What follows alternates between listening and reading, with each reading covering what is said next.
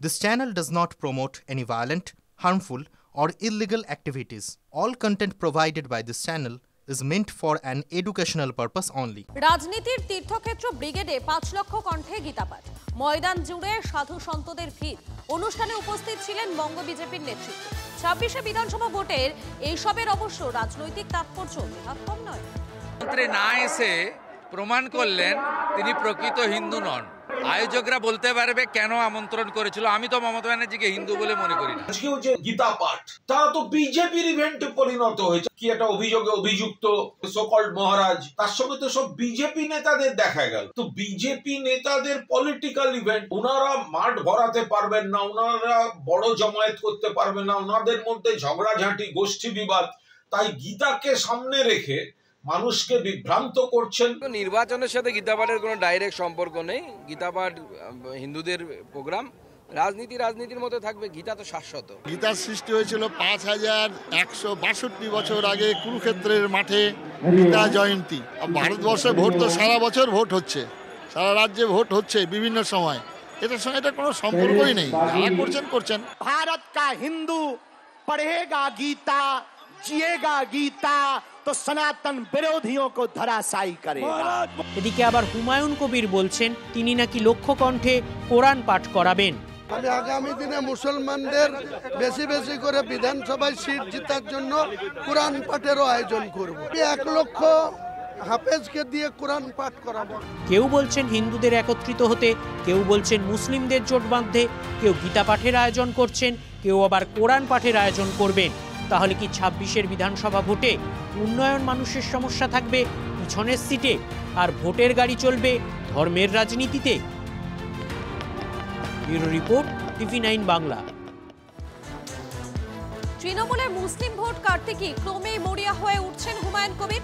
এবার আসাদুদ্দিন ওয়েসির মিমের সঙ্গে জোট বেঁধে লড়াইয়ের ডাক হুমায়ুনের। মিম আর হুমায়ুনের নতুন দল গাঁটছড়া কি সংখ্যালঘু এলাকায় তৃণমূলকে বেগ দেবে?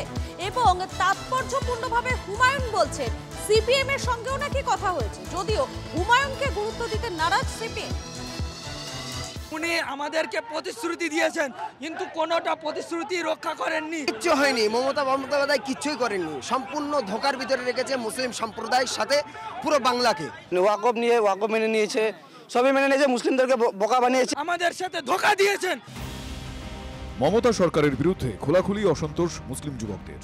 বিধানসভা ভোটে এই অসন্তোষকে কাজে লাগাতে মরিয়া সাসপেন্ডেড তৃণমূল বিধায়ক হুমায়ুন কবির। সবে মিলে করি কাজ, এই নীতিতে এগোনোর ছক হুমায়ুনের। আমার নতুন দল তো রেডি আছে, ২২ তারিখে ওপেন করব এবং ওয়াইসি সাহেবের সঙ্গে জোট করব। আসাউদ্দিন ওয়াইসির মজলিসে ইত্তেহাদুল মুসলিমিন, সংক্ষেপে মিম, যে মিমকে নিয়ে মমতা বন্দ্যোপাধ্যায়ের বিশ্লেষণ ছিল এরকম: এখানে বিজেপি, সিপিএম, কংগ্রেস আর একটা নতুন মুসলিমদের পার্টি হয়েছে। যেমন ওখানে মিম করে বেড়াচ্ছিল হায়দ্রাবাদে। এদের কাজ হচ্ছে বিজেপি থেকে টাকা নিয়ে সংখ্যালঘু ভোটকে ভাগ করে দেওয়া, যাতে তৃণমূল জিততে না পারে। তবে কি তৃণমূলের সংখ্যালঘু ভোট ভাগ করতেই কোমর বেঁধে নেমেছেন হুমায়ুন? বিহার বিধানসভা নির্বাচনে ৫ আসন পেয়েছে মিম। মালদা, মুর্শিদাবাদে চুপিসাড়ে সংগঠন বাড়াচ্ছে মিম। তৃণমূল ছেড়ে মিমে নিয়মিত যোগদান চলছে। ওয়াইসি সাহেবের সঙ্গে জোট করব। যদি উনি চান তবে আমরা সবসময় প্রস্তুত রয়েছি। হায়দ্রাবাদ থেকে বার্তা আছে যে তাকে সাথে নিয়ে বা তাকে দলে নিয়ে চলতে হবে, তাই আমরা সবসময় ওনার জন্য দরজা খোলা রয়েছে আমাদের। হুমায়ুনের মিম সখ্য নিয়ে আক্রমণে সব দলই। বিহারে নির্বাচন করে বিজেপি পার্টির উপকার করে দিয়েছে, বিজেপি পার্টির হাত শক্ত করে দিয়েছে, ধর্মনিরপেক্ষ শক্তিকে দুর্বল করে দিয়েছে। এটা আসাউদ্দিন ওয়াইসি করে, তাকে তাই ভোট কাটুয়া বলা হয়। ভারতবর্ষে তার পরিচয় ভোট কাটুয়া, এবং তার পাশাপাশি বলা হয় বিজেপি ফান্ডেড ভোট কাটুয়া। ভোট কাটার জন্য, বিজেপি বিরোধী ভোট ভাগ করার জন্য কিছু মুখোশধারী সংগঠনকে বিজেপি বিরোধী সাজিয়ে বাজারে ছেড়ে রাখাটাও বিজেপির একটা খেলা। শুধু মিম নয়, সিপিএম, কংগ্রেস, এমনকি আইএসএফ এর সঙ্গেও আসন সমঝোতা চান হুমায়ুন কবির। সিপিএমও রাজি, দাবি হুমায়ুনের। মুর্শিদাবাদে যদি সঠিকভাবে জোট করতে হয়, আমার সঙ্গে সিপিএমও রাজি আছে জোট করতে। সিপিএম, আইএসএফ এদেরকে হয়তো 4টে সিট ছাড়লাম, কংগ্রেসকে 10টা ছাড়লাম। যেহেতু অধীর চৌধুরীর একটা মাস ভ্যালু আছে মুর্শিদাবাদে। কংগ্রেস কি হুমায়ুনের সঙ্গে গাঁটছড়া বাঁধবে? আমার সর্বভারতীয় নেতৃত্ব আছে, প্রদেশ নেতৃত্ব আছে, তাদেরকে জিজ্ঞেস করবেন, আমি তো দায়িত্বে নেই এখন। সিপিএমও হুমায়ুনকে গুরুত্ব দিতে নারাজ। উনি আবার কাকে কি আহ্বান জানাচ্ছেন না জানাচ্ছেন, আমার মনে হয় সব কথাগুলো গুরুত্ব দেওয়া উচিত না। জবাবে তাচ্ছিল্য হুমায়ুনের। সেক্ষেত্রে কংগ্রেস 0 আছে, আবার 0 থাকবে মুর্শিদাবাদ জেলায়। ভোটের ময়দানে অঙ্ক কষেই নামছেন হুমায়ুন। 3 মাসে 14 কোটি টাকা খরচে হেলিকপ্টার ভাড়া পর্যন্ত করে ফেলেছেন। 3 মাসের জন্য হেলিকপ্টার এগ্রিমেন্ট করে নিয়েছি। এদেরকে আমি বুঝাবো যে কতটা তোমাদের দম আছে।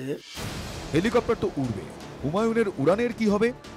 কৌশিক ঘোষের রিপোর্ট, TV9 বাংলা। হুমায়ুনের বাবরি নিয়ে তৃণমূল সরকারকে নিশানা শ্রমিকের।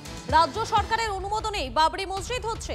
এই সরকার মৌলবাদ বিচ্ছিন্নতাবাদের পক্ষে, দাবি রাজ্য বিজেপির সভাপতির।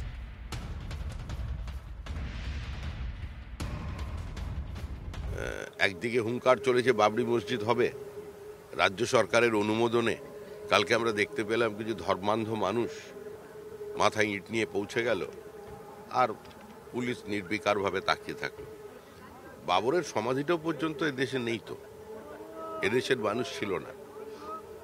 এত মানুষকে খুন করা, অসংখ্য মন্দির ধ্বংস করবার পরে বলেছিল আমার মৃতদেহটা যেন সামারখান্ডে কবর দেয়া হয়, সেখানে একটা ফুল দিতেও কেউ যায় না।